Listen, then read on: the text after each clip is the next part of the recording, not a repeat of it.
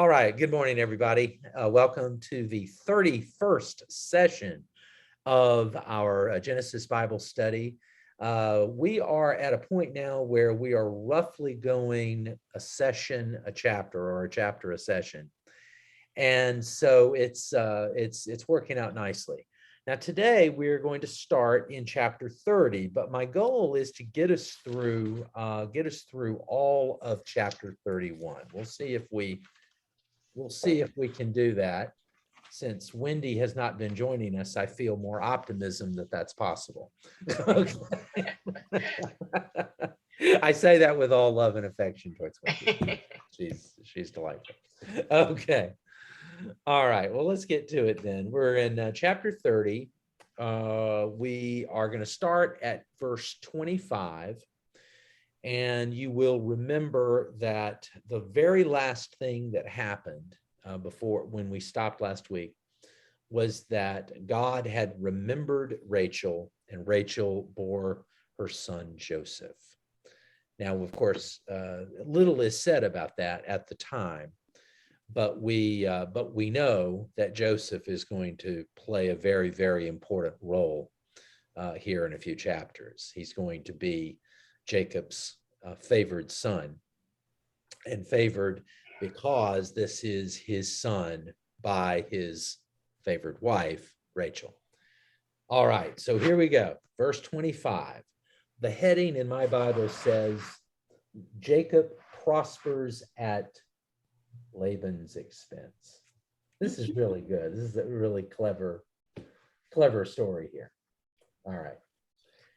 When Rachel had borne Joseph, Jacob said to Laban, "Send me away that I may go to my own home and country. Give me my wives and my children for whom I have served you, and let me go, for you know very well the service I have given you." But Laban said to him, "If you will allow me to say so, I have learned by divination that the Lord has blessed me because of you. Name your wages, and I will give it."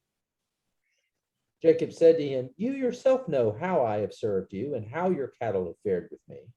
For you had little before I came, and it has increased abundantly.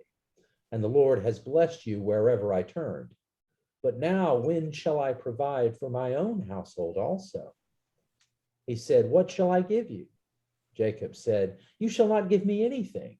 If you will do this for me, I will again feed your flock and keep it. Let me pass through all your flock today, removing from it every speckled and spotted sheep and every black lamb, and the spotted and speckled among the goats, and such shall be my wages. So my honesty will answer for me later when you come to look into my wages with you. Every one that is not speckled and spotted among the goats and black among the lambs, if found with me, shall be counted stolen." Laban said, "Good, let it be as you have said." But that day Laban removed the male goats that were striped and spotted, and all the female goats that were speckled and spotted, every one that had white on it, and every lamb that was black, and put them in charge of his sons. And he set a distance of 3 days' journey between himself and Jacob, while Jacob was pasturing the rest of Laban's flock. Okay, let's pause there for now. So what's going on here? He's a thief. He's a thief. He's cheating Jacob again, or at least he's trying to. It's like they make this deal that Jacob can have all the spotted and the speckled animals, and then Laban pulls all those, and he keeps them for himself. And so presumably Jacob would have nothing to take from what's left. It's just Laban up at his old tricks again. Would the spotted ones, the spotted and the brindled and all, would they be the lesser of them? Like, is he offering to take out the lesser of all the animals? That does not appear to be a problem right now. That's a great question, because later on, there is going to be a higher premium on such animals when it comes to sacrifice. Like a pure lamb, purely white and all that. That does not appear to be the problem here, or does not appear to be a factor here. It appears that the issue here is just simply an identifier. That it's an easy way to tell them apart. What's that? What's that, Bill? My notes say that the spotted and speckled were unusual, so Laban had nothing to lose. That they weren't very common, and that Jacob being extremely clever still, the thought was that female goats were very visual, and are cheap, and if they saw something striped while they were breeding, then they would have striped or speckled offspring, and Jacob would hold a stick or something in front of them to make that happen, which I find incredibly interesting. You're anticipating what we're about to read. Finally, he's outwitted Laban. Right. Yeah, you're anticipating what we're about to read. Yeah, it's a piece of, it's not exactly good science, but it's good sympathetic magic. We'll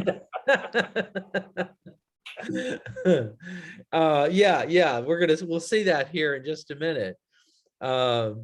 But at least where we leave off here at verse 36, we see that that these animals that appeared to, the deal, in alignment with what you said, Bill, that it appears to Laban that Laban's getting the best deal out of this, because there aren't that many of those, aren't as many of those speckled goats and lambs to begin with.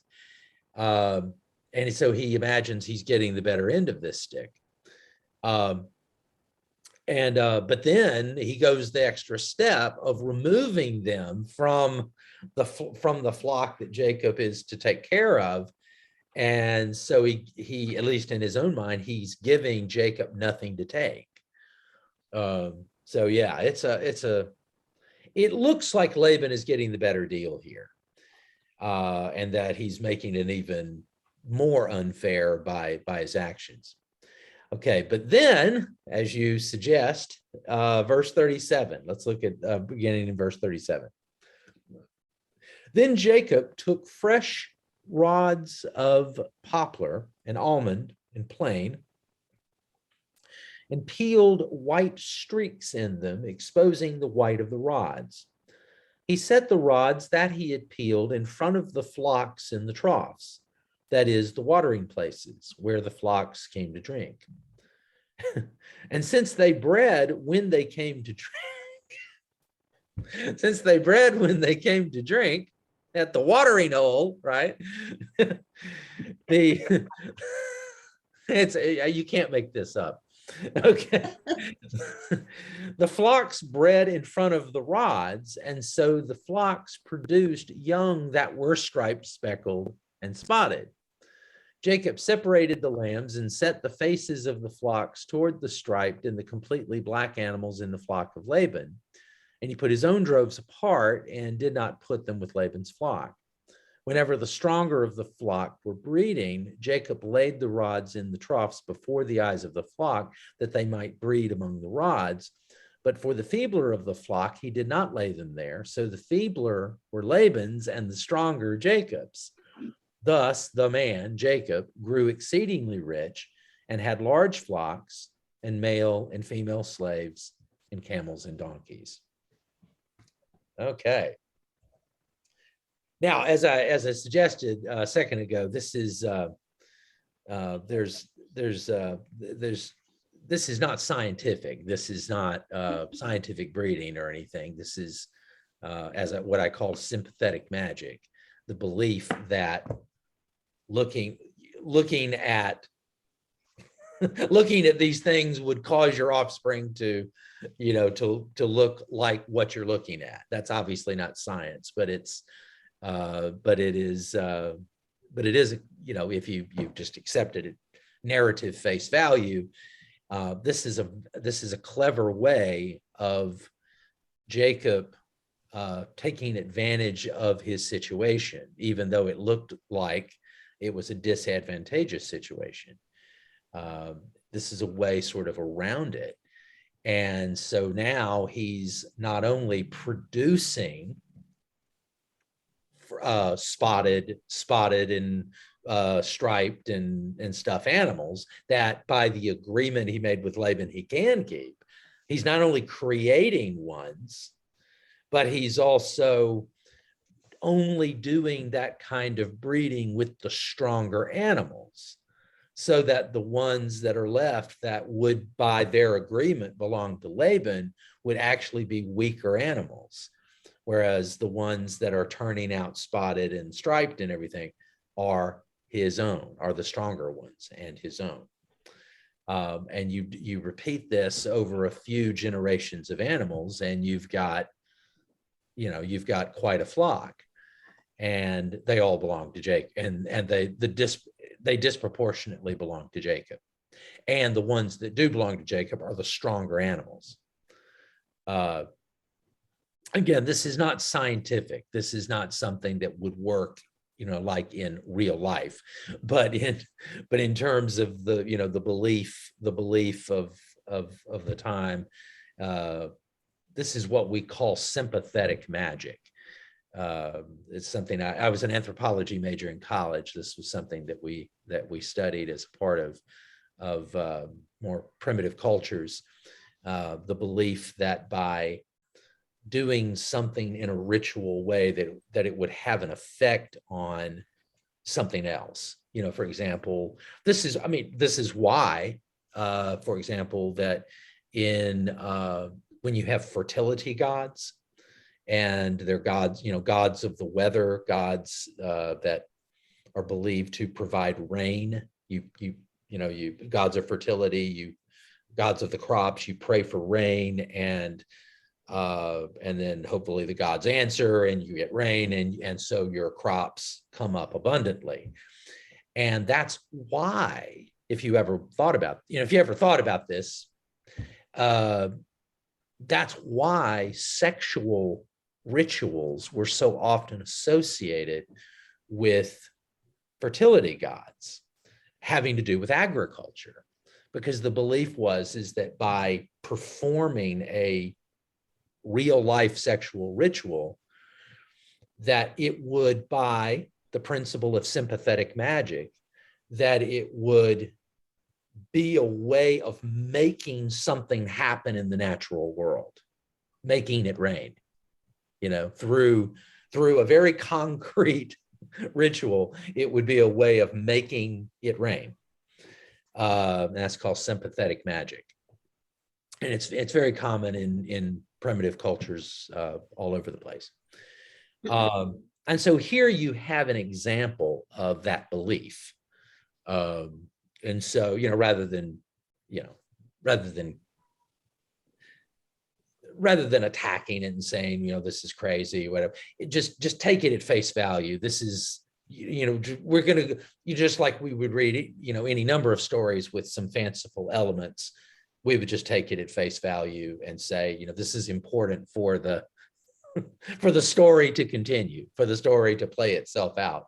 And that's what we should do here. So when by the time we get to the end of this chapter, we are left with Jacob having taken a situation that looked very disadvantageous for him and turning it around and sort of doing it under Laban's nose, because it's going to take a while for Laban to even understand what's happened. Okay. So anyway, any other thoughts on that? Any other readings on that? Okay. All right. Well, let's get to chapter 31 then. All right, so the heading in my Bible says Jacob flees with family and flocks. All right. Now Jacob heard that the sons of Laban were saying, Jacob has taken all that was our father's. He has gained all this wealth from what belonged to our father. And Jacob saw that Laban did not regard him as favorably as he did before. Then the Lord said to Jacob, Then the Lord said to Jacob, return to the land of your ancestors and to your kindred, and I will be with you. So Jacob went and called Rachel and Leah into the field where his flock was, and said to them, I see that your father does not regard me as favorably as he did before, but the God of my father has been with me. You know that I have served your father with all my strength, and yet your father has cheated me and changed my wages 10 times. But God did not permit him to harm me. If he said, the speckled shall be your wages, then all the flock bore speckled. And if he said, the striped shall be your wages, then all the flock bore striped. Thus God has taken away the livestock of your father and given them to me. During the mating of the flock, I once had a dream in which I looked up and saw that the male goats that leaped upon the flock were striped, speckled, and mottled. Then the angel of God said to me in the dream, Jacob, and I said, here I am. And he said, look up and see that all the goats that leap on the flock are striped, speckled, and mottled, for I have seen all that Laban is doing to you.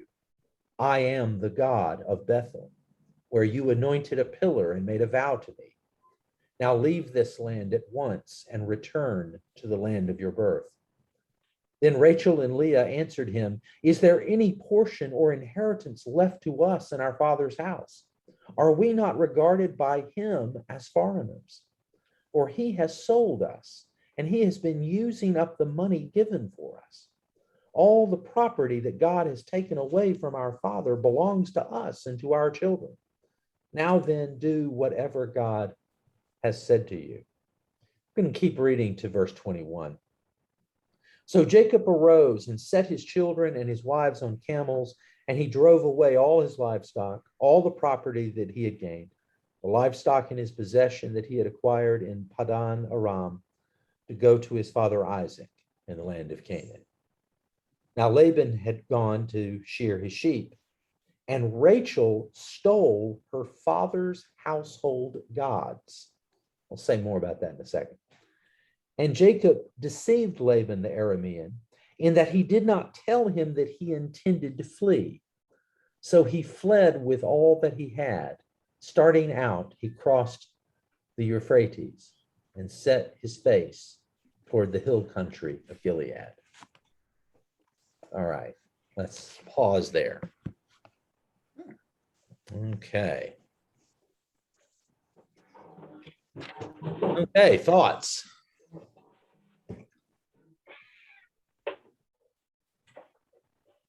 Anything strike you about this? I noticed that either the writer or Jacob, even though Laban richly deserves it, is very quick to say, I didn't pull this trickery. God did it. God helped me, take all of these flocks from Laban and all that. So, yeah, maybe they're not so quick to give God credit for good things, but certainly quick to give God credit for a little underhandedness there. It's funny. He does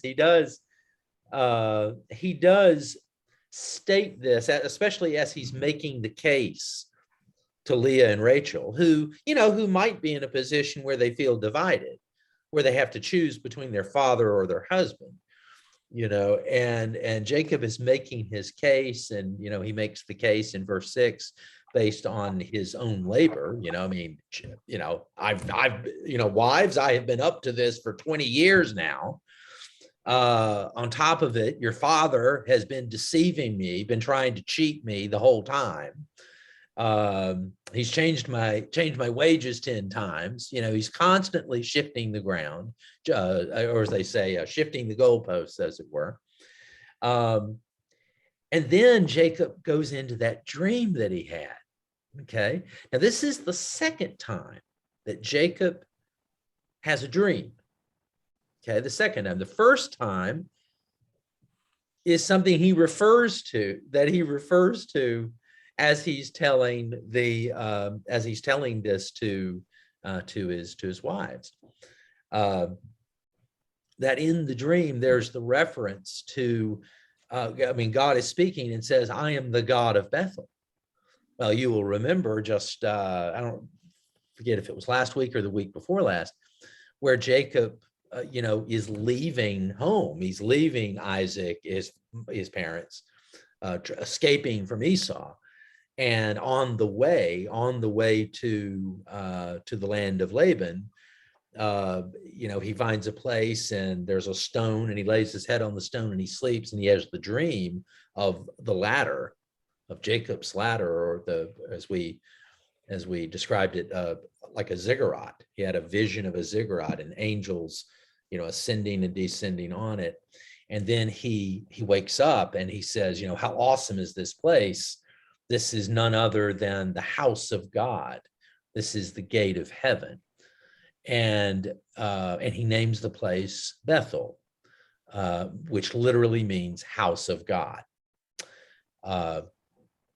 And so and that was the first time. You will remember when we saw that text, that was the first time that the God of Abraham and Isaac had revealed himself to Jacob.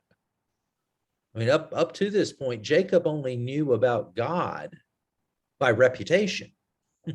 That he knows that this God is the God of his father and the God of his grandfather, but he had never met this God. He had no personal knowledge or experience of this God. And but it's in that dream that he did. And he named that place Bethel. And so now he is relating to his wives, to Leah and to Rachel, to Laban's daughters, that God has given him a second dream. And it refers back to the first dream. And now God is saying go, but he's also saying, Bill, as you very rightly point out, that God is the one who has prospered Jacob. Or Jacob is, you could say he's blaming God or he's giving God credit. You kind of a glass half full, half empty, situation. But he's saying that this is what God has been up to. God has been enriching me at your father's expense. With the somewhat unstated idea that this is a reason to be on my side, is because God has been favoring me. And, if you want things to go well for you, you should get on God's good side too. You should go along with what God is doing for me. Because God very much seems, at least as Jacob tells it, God does seem very much interested in enriching Jacob at Laban's expense. And we see then, of course, we see at the let's see in oh wait, hold on. I turned the page in let's see, in verse 16, we see where Leah and Rachel apparently consent, apparently agree with Jacob, see the justice of his cause, of his complaint, and agree that God has been active in this process, has been active in Jacob's life. Now there's that little detail, that gets no explanation or no further elaboration up to this point. Now it's in just about another 10 minutes or so, we're going to see that that it shows up again, or it's going to be important. But it's mentioned here in this text, kind of almost in passing. There's no further elaboration on it, where it says, In verse 19, now Laban had gone to shear his sheep, and Rachel stole her father's household gods. And Jacob deceived Laban the Aramean, and that he did not tell him that he intended to flee. So he fled with all he had. Starting out, he crossed the Euphrates and set his face towards the hill country of Gilead. Okay, so we know that Jacob, is planning. He's taking everybody away, and he's doing it in secret. What we are also told here is that Rachel has stolen her father's household gods. Now, what does that mean? What is that about?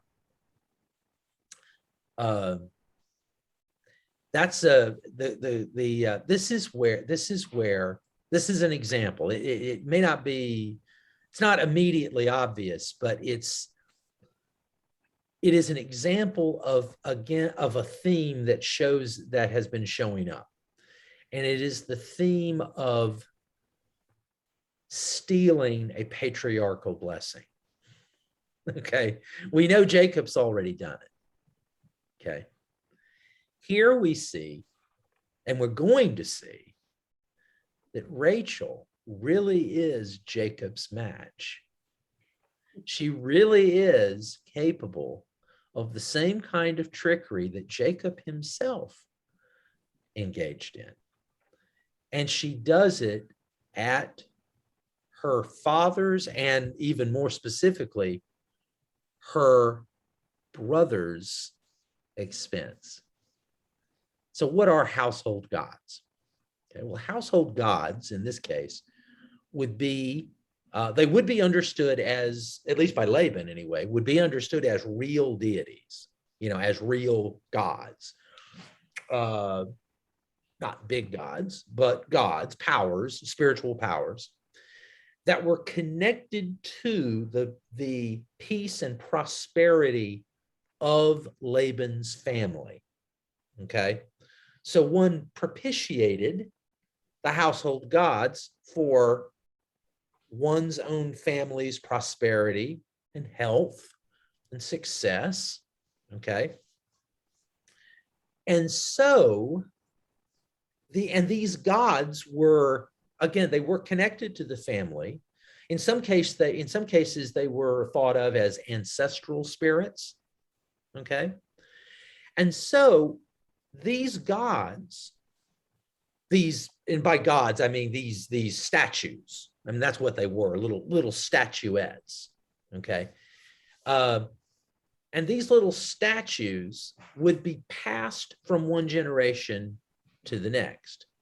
And since they were connected to prosperity and health and success, for a patriarch, a father, to pass those household gods on in his family was a way of passing on a patriarchal blessing. Okay, these gods, it would just be understood, and it's understood by the writer of Genesis. It's understood that these household gods would be passed from Laban to his oldest son. Okay, they would be passed in a very patriarchal blessing sort of way, just as it was understood by all that Esau was the rightful recipient of Isaac's patriarchal blessing, right? So in the same way, it was understood by all that these household gods would be passed from Laban to his oldest son. Rachel, Laban's daughter, steals the household gods. Okay, so she is, in essence, doing something profoundly similar to what Jacob himself did. What Jacob did vis-a-vis his father, Rachel is doing vis-a-vis her father. She's seizing, in effect, the patriarchal blessing, the family blessing. She's seizing it for herself and Jacob. I mean, seizing it for her and her offspring. for her family. And doing it at the tricking Laban, and at the expense of her brother. Okay, so you see that this is parallel to what Jacob, and Jacob loves Rachel. Jacob and Rachel belong together. Okay, they really, I mean, it's like they're both operating kind of in the same way. Now, and of course, we can certainly in Rachel's case, we can cheer her on in a way that we might not have cheered on Jacob before. We can cheer on Rachel because Laban is really a jerk, and Isaac is not a jerk. Isaac was just a doddering old man who got taken advantage of. Laban is not. Laban kind of deserves what he gets. But Rachel basically seizes the patriarchal blessing just as Jacob had seized it from his father. Okay, now, but this plays out in a really interesting way, and it's kind of comical, actually. It's quite funny the way it gets. I mean, if this were a movie, if this were acted out, this would be comical. This would be something considered comedy. Okay, so here we go. Let's start at verse 22. On the third day, this is on the third day after Jacob and Leah and Rachel and all the kids and all the property left to go to the hill country of Gilead. On the third day, Laban was told that Jacob had fled. So he took his kinsfolk, that would be, his sons, his possibly some cousins, but mostly his sons, took his kinsfolk with him and pursued him for 7 days until he caught up with him in the hill country of Gilead. But God came to Laban the Aramean in a dream by night and said to him, "Take heed that you say not a word to Jacob, either good or bad." In other words, just don't mess with Jacob. I mean, that's kind of an idiomatic expression, to say nothing to him, neither good nor bad. It's kind of an idiom for just don't mess with him. Laban overtook Jacob. Now Jacob had pitched his tent in the hill country, and Laban with his kinsfolk camped in the hill country of Gilead. Laban said to Jacob, "What have you done? You have deceived me and carried away my daughters like captives of the sword. Why did you flee secretly and deceive me and not tell me? I would have sent you away with mirth and songs, with tambourine and lyre. And why did you?" I mean, he is such a BS artist. I mean, he really is. I'm sorry. With mirth and songs, with tambourine and lyre. "And why did you not permit me to kiss my sons and my daughters farewell? What you have done is foolish.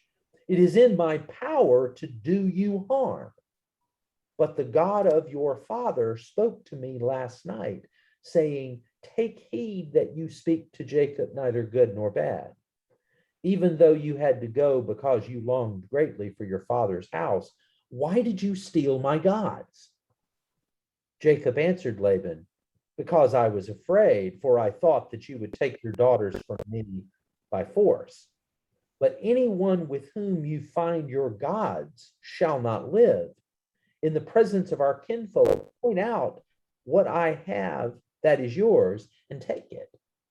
Now Jacob did not know that Rachel had stolen the gods." Oh, yes. Oh, yes. Okay, let's pause there. Because then we'll get into some comedy. Okay, so what's going on here?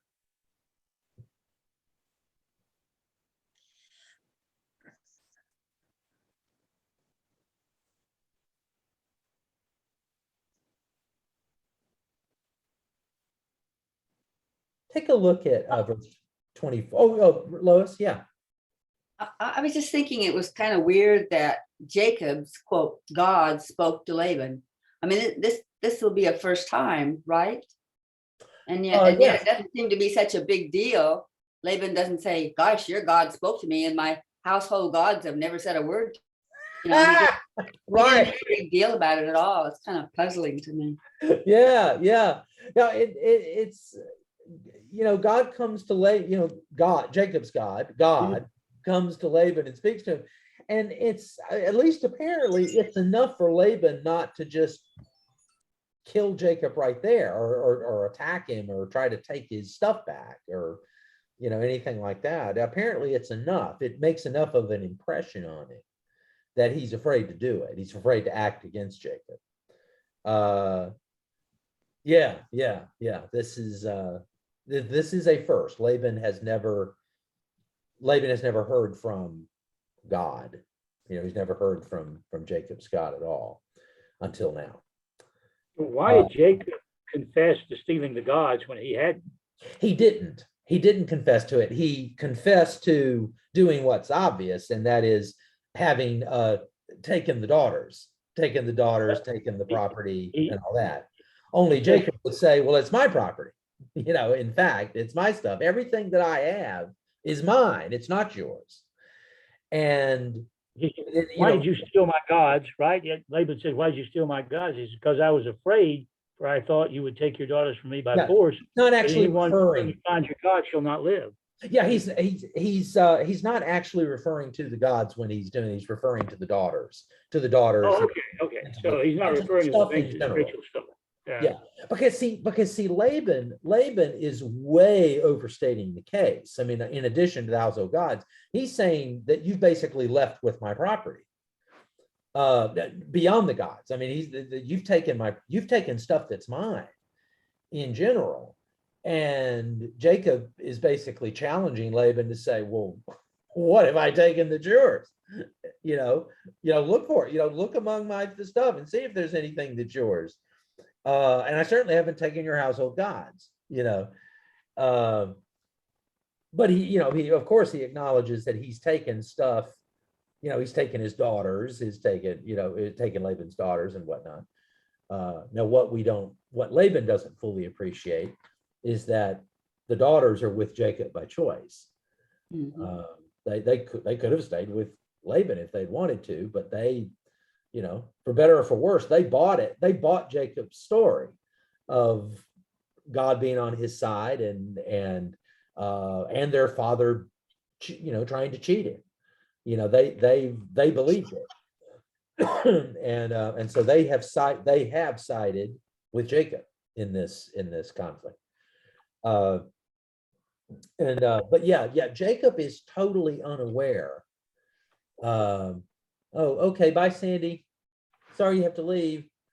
We're recording it so you can go back and see the last 20 minutes or so. Yeah, I'm sorry. I got to go to the dentist. Okay. Bye. Have fun. Bye, everybody. Thank you. Bye. Bye.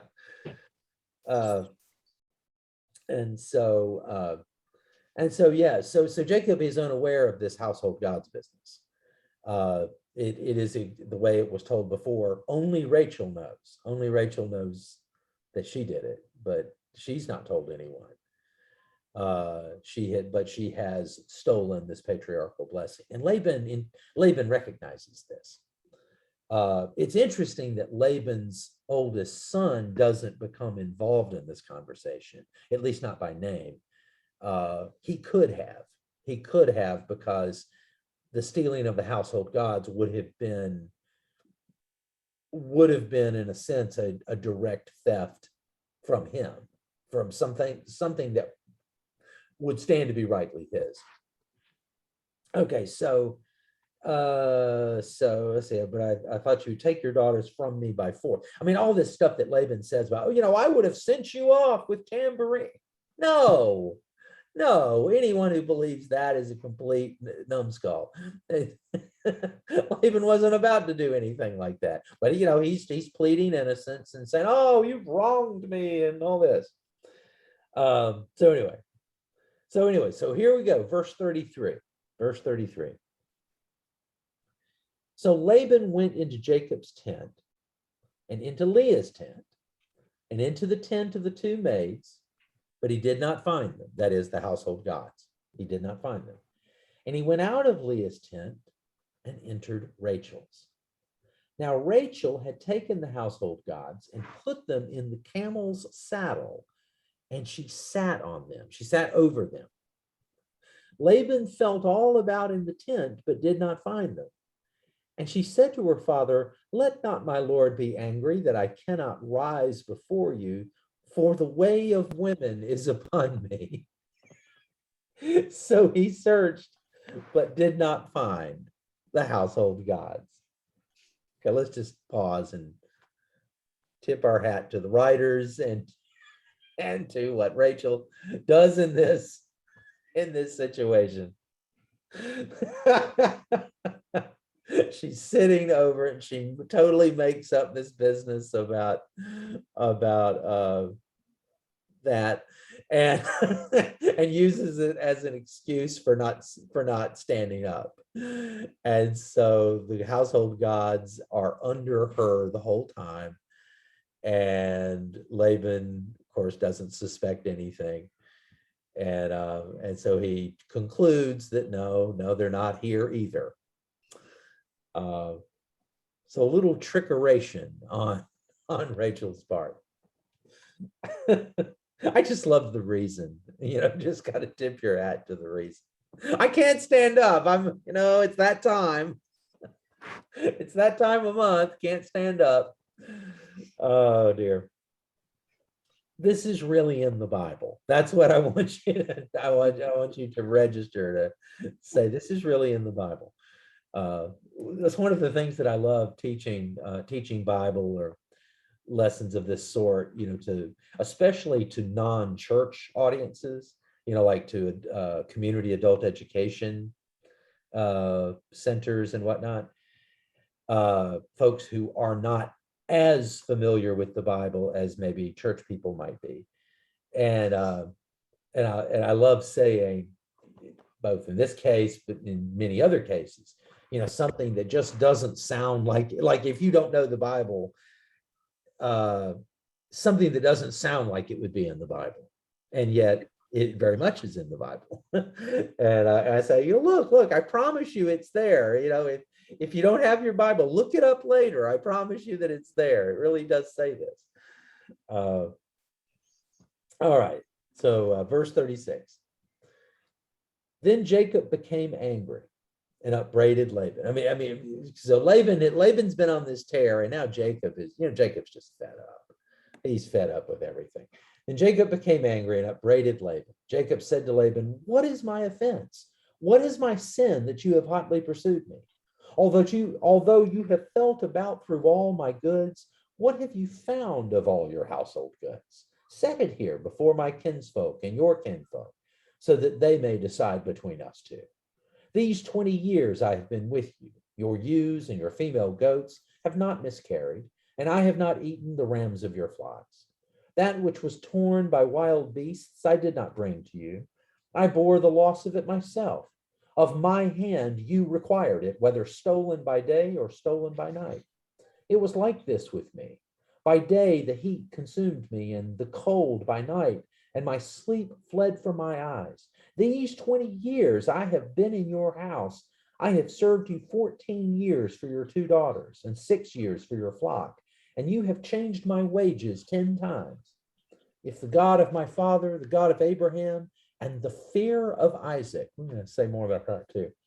"The God of Abraham and the fear of Isaac had not been on my side, surely now you would have sent me away empty-handed. God saw my affliction and the labor of my hands and rebuked you last night." Whoa. Doesn't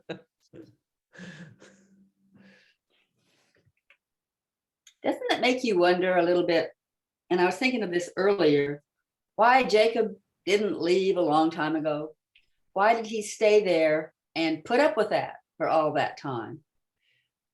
Well, we know the reason for at least the first 14. Right, till he got the 2 wives, but then we know that. We don't know so much about the other 6 years. Not as sure about that. I think there's the idea, I'm sure that behind it is the idea that that if he tried to leave before, that Laban would leave him with nothing, that somehow Laban would engineer it so that that he might not leave even with the two wives, that he'd be far worse off than before if he tried to leave early. And even now when the 20 years have passed and he's done his time, he's served his time, as it were, even now he's having a devil of a time trying to get away without Laban putting up a massive fight about it. I mean, just the fact that if you take the household gods out of it, everything that Jacob has been taken justly, stuff that is actually Jacob's. Now, Laban doesn't quite see it that way, in that he doesn't see, he evidently doesn't see even his daughters as properly Jacob's. He still kind of sees them as his. And, and of course, the women as property and all that. I mean, that's sort of part of the underlying assumption here. But certainly it's the case that Laban still felt that he had a claim on them, He had a claim on their children. And he talks about it. And yet Jacob is saying, no, you really don't. You really don't have a claim, and I do have the right to leave now. And yet you Laban have unjustly, hotly pursued me in pursuit of things that are not yours. Now, of course, when he insists on this, he's not thinking about the household gods, having not even conceived of the idea that Rachel might have taken them. But note that Rachel is not telling anyone right now. She's not saying anything. She's not even, I mean, at least so far, she's not even telling Jacob this. She's keeping it to herself. So, Jacob's conscience is clear. I mean, Jacob has done some pretty terrible things in his life, but he can face Laban and say what he's saying with a clear conscience, that he hasn't, in fact, not only has he not cheated Laban, he's actually gone, he's been above board the whole time, and he's gone the extra mile, so to speak.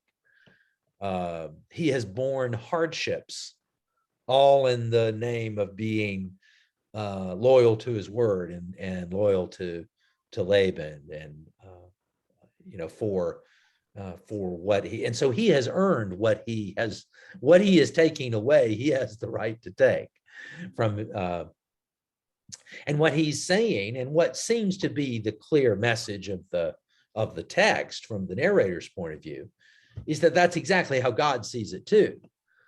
Is that God really is on Jacob's side here, and that God is making all of this happen. Now, this is the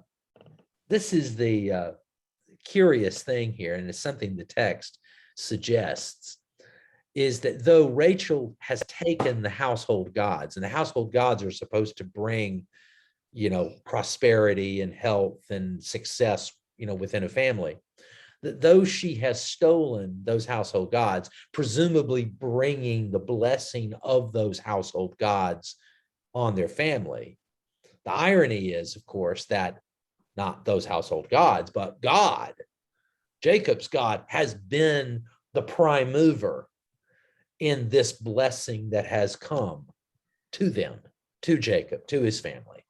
That it's not been the household gods that have affected this at all, but it's been the God of Jacob. All right. Okay, we have got about 10 more minutes. I think we have enough to actually, yeah, we can finish chapter 31 today. Mom, did you have something to say? You looked like you did. Oh, Mom, you're muted somehow. Or you're not making any sound. Let me put it that way. Try it again. Oh, I can't hear you. Can't hear you.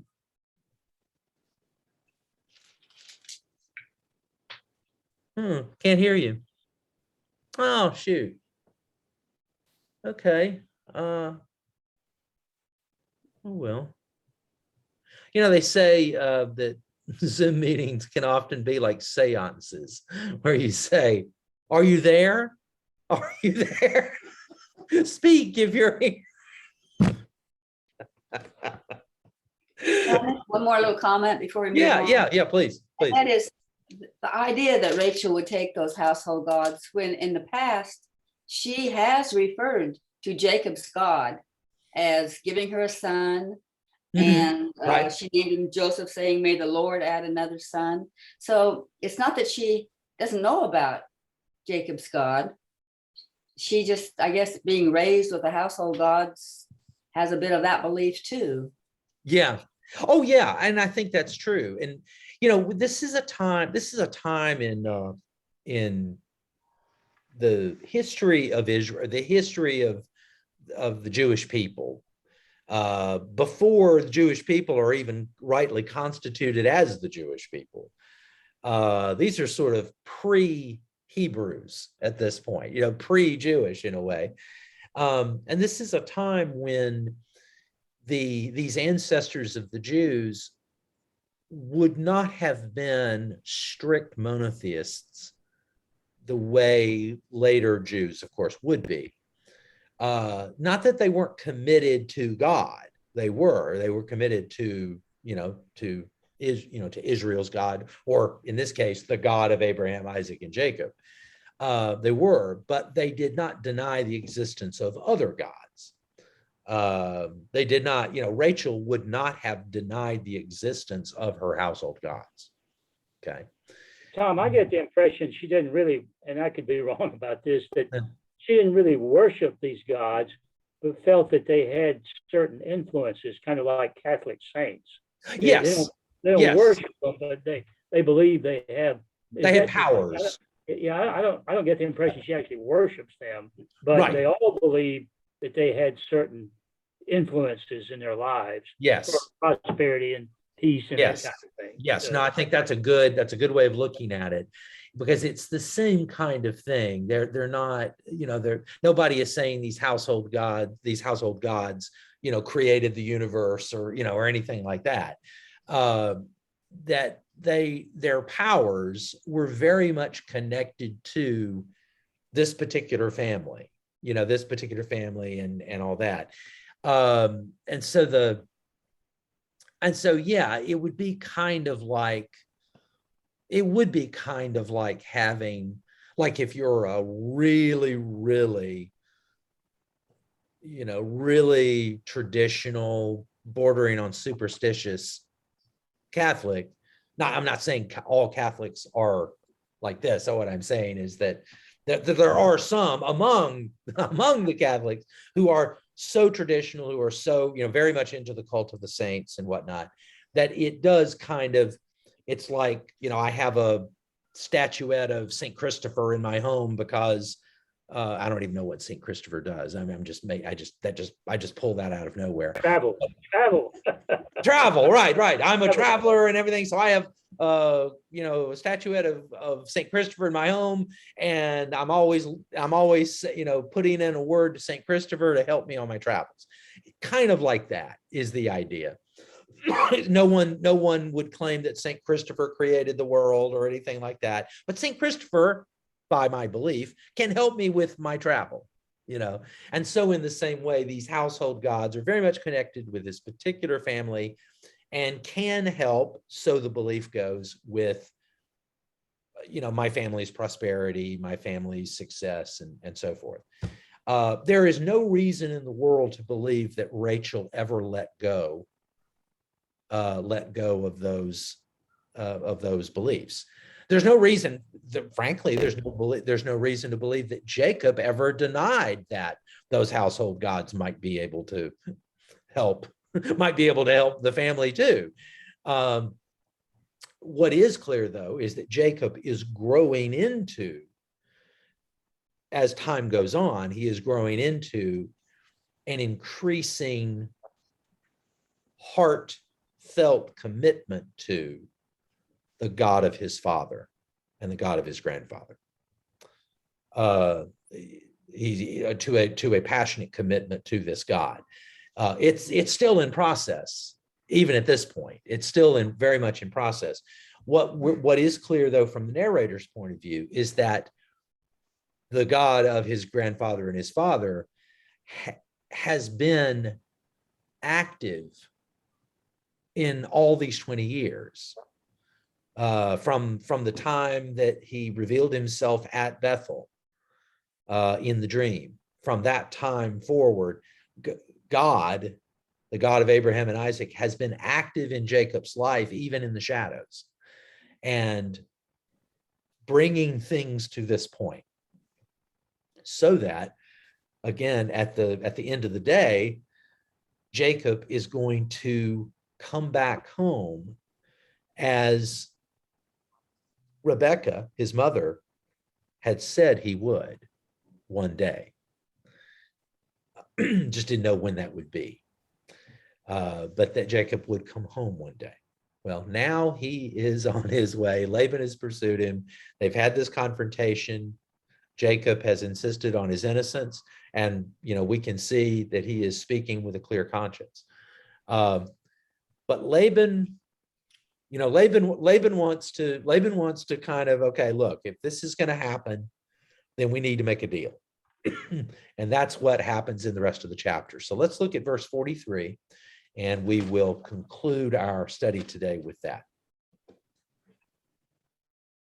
Then Laban answered and said to Jacob, "The daughters are my daughters, the children are my children, the flocks are my flocks, and all that you see is mine." Oh my gosh. But what can I do today about these daughters of mine, or about their children whom they have borne? Come now, let us make a covenant, you and I, and let it be a witness between you and me. So Jacob took a stone and set it up as a pillar. And Jacob said to his kinsfolk, "Gather stones." And they took stones and made a heap, and they ate there by the heap. Laban called it Jegar Sahadutha, but Jacob called it Galid. Laban said, "This heap is a witness between you and me today." Therefore he called it Galid, and the pillar Mitzpah. For he said, "The Lord watch between you and me when we are absent one from the other. If you ill-treat my daughters, or if you take wives in addition to my daughters, though no one else is with us, remember that God is witness between you and me." Then Laban said to Jacob, "See this heap and see the pillar which I have set between you and me. This heap is a witness, and the pillar is a witness, that I will not pass beyond this heap to you, and you will not pass beyond this heap and this pillar to me for harm. May the God of Abraham and the God of Nahor, the God of their father, judge between us." So Jacob swore by the fear of his father Isaac. And Jacob offered a sacrifice on the height and called his kinsfolk to eat bread. And they ate bread and tarried all night in the hill country. And then early in the morning, Laban rose up and kissed his grandchildren and his daughters and blessed them. And then he departed and returned home. And thus endeth the story of Laban. Okay. All right. So a little covenant making. A little covenant making. Bottom line is Laban recognizes that he's not going to win this. This is like the first sensible thing he said in the whole time we've known him. It's the first sensible thing he said, or the first sensible thing he's done is he's recognized he's not going to win this. It does appear that he is still haunted by that dream that he had, where he has encountered Jacob's God and is convinced that it's probably in my best interest not to act against Jacob. So we recognize he's not going to win this, and that his daughters, it's not explicitly stated, but it is suggested that he recognizes that his daughters have made their choice too. And so they make a covenant. Now, there's a lot of good old-timey, very Old Testament kind of, ritual here. What they're doing, the making of this, setting of the stones and the making of the pillar. This is, very, very much, very tied to the culture in which they lived, and it was all part of covenant making. And there was always a meal that had something that was connected to covenant making.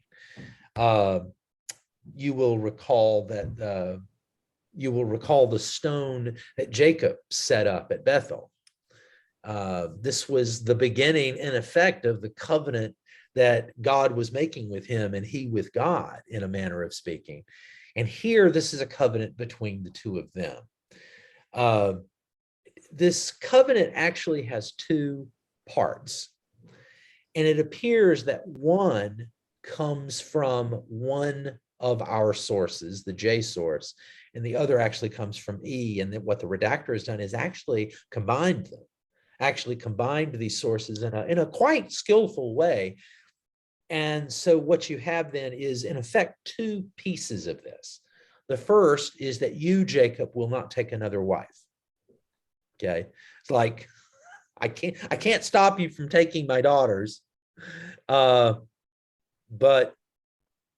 no one else really is seeing this, but these stones see, and God sees that we've made a promise between the two of us. We've made a covenant between the two of us that you're not going to take any more wives.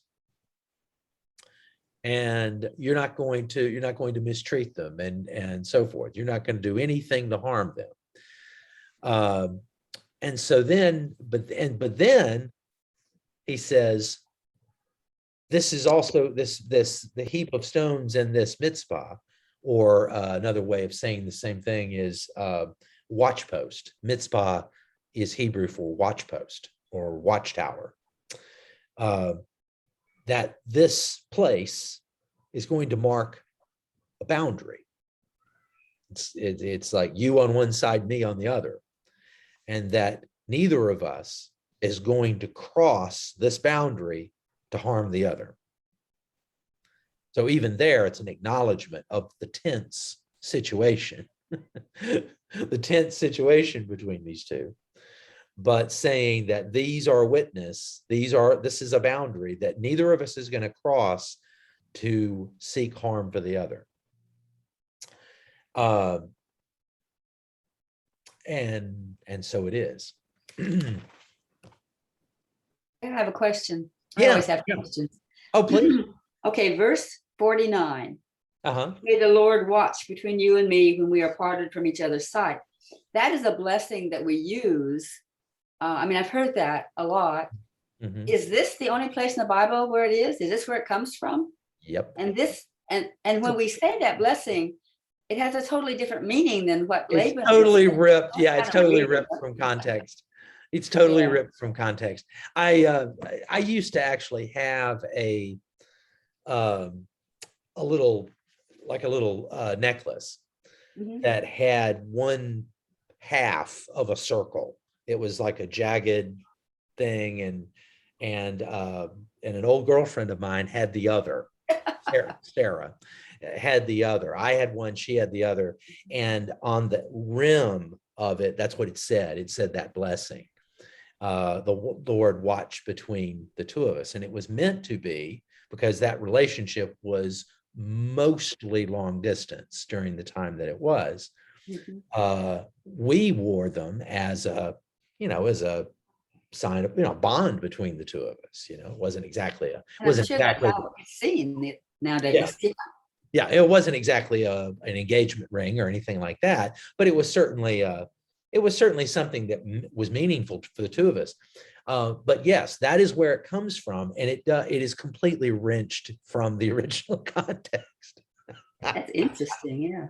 Yeah, I'll it's never hear that unfortunate. lesson in the same way. I'll always Yeah, think, it's I know where that unfortunate. I came wish it meant, I wish the original context was the way we use it. Yeah. No, that's a great point. Great question. Because it actually has kind of a dark root in that, let the Lord stand as witness that, we're not going to harm each other and that you're not going to take any more wives, that kind of thing. You stay on your side of it and I'll stay on mine. Exactly. That's exactly what it means. It's like we were using it for, honestly, the opposite, actually kind of the opposite of what it was about. But anyway, it's neither here nor there. It was meaningful to us, but it did have a rather weak biblical foundation. Maybe that's why it didn't work out ultimately, right?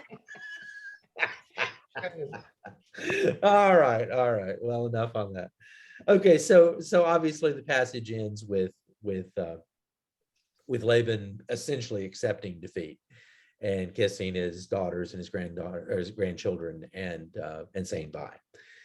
And so the one final thing I want to point out before we go is the fact that Laban is called, earlier in this chapter, he is called an Aramean. Laban the Aramean. And the scholars believe that this designation, the designation is true, that he is from Aram, and thus he is an Aramean. But the reason he's called this, the reason why the writer goes out of his way to call him that, is to indicate that this covenant business in Abraham and Isaac's family is such that Abraham and Isaac and now Jacob, through God's activity, through God's covenantal activity, have become or are becoming a new people. That they are no longer, that they are the family that God is working with. And Laban, though he is Jacob's uncle, that Laban is a foreigner, that he's a foreigner to this covenant. He doesn't know Jacob's God. He only, he has the revelation of him in the dream, but he doesn't know Jacob's God. He doesn't worship Jacob's God. And he is viewed, as this text goes on, he is viewed as a foreigner to all of this. And so this is one further step in the development of the Abraham, Isaac, and Jacob line as God's elect line, the line that God is working with in a special way to bring about his covenant. All right. And thus we are at the end of chapter 31. So next week we're going to pick up at chapter 32. And I'm happy to say that we are going to, next week, going to cover what may be one of my 2 or 3 favorite passages in the Old Testament. And that's the passage of Jacob wrestling God at Peniel, starting in verse 22. But we'll do all the stuff leading up to it too. But the stuff that happens in that passage doesn't make sense apart from the first 21 verses. The first 21 verses of chapter 32. For you to fully appreciate what's going on in that mysterious wrestling scene. All right. Well, this has been fun as usual. Lois, you were updating us before everybody came in. You were updating us on Bill. He's at home. You're caring for him. He's doing reasonably well, or at least he's making progress. I think he's a little better every day. Yeah, but it's slow. It really is. Yeah. It's got a lot of healing to do. So, yeah. He's doing good. We'll certainly pray for him. Okay. Well, let's close in prayer, and then we'll go our ways. Lord, we thank you for this day and for this opportunity to gather as we do each week around these wonderful stories in the book of Genesis. We pray that you continue to work through your Spirit to to bring us into a deeper appreciation and knowledge and love of your grand story that begins in the Garden of Eden and runs through Abraham, Isaac, and Jacob, and comes to a fulfillment in the story of Jesus and his disciples. And so we pray that you continue to guide us through this study. We pray for all those who are in need of your special healing, your special attention right now. We do pray for Bill, that you continue to bring healing to him, and pray for Lois as she cares for him. Pray for all who are in need, all who are struggling, who are sick, or who are enduring the loss of loved ones. We pray all these things now in Jesus' name. Amen.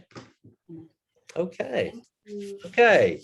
Another great lesson, Tom. Thank you. Well, thank you, sir. Thank you. All right. Well, y'all have a good rest of the week, and I'll see you next time. Bye-bye. Okay. Bye-bye. Bye, Carol. Bye. Bye, everybody. Bye.